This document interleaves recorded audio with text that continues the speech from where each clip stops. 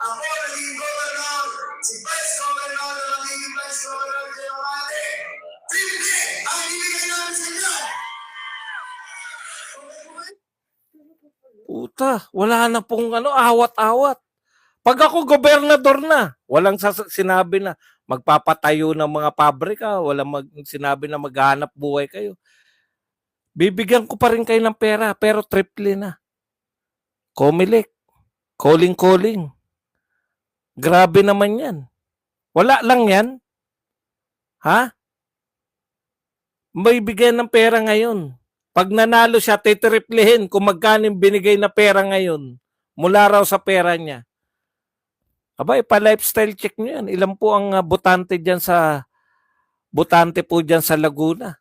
Kung lahat po yan ay mabibigyan ng pera, saan po nang galing yung pera? Alam nyo po, sabi ni Tatay Digong, ninakaw po yung mga pera na yan, tanggapin nyo. O, si Tatay Digong yan, hindi po ako.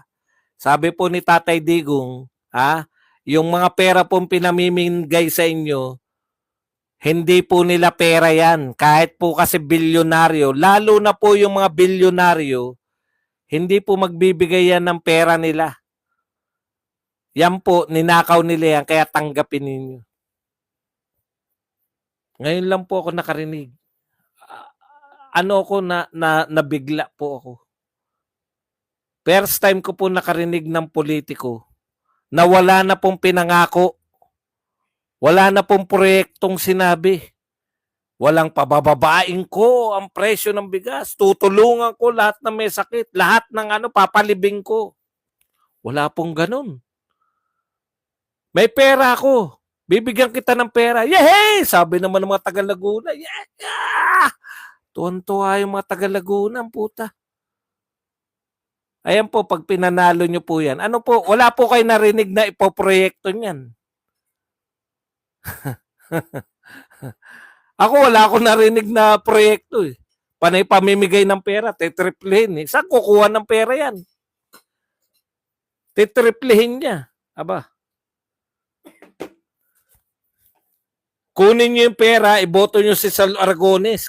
Kahit ABS-CBN pa yan. Kung yan po mahigpit na kalaban yan.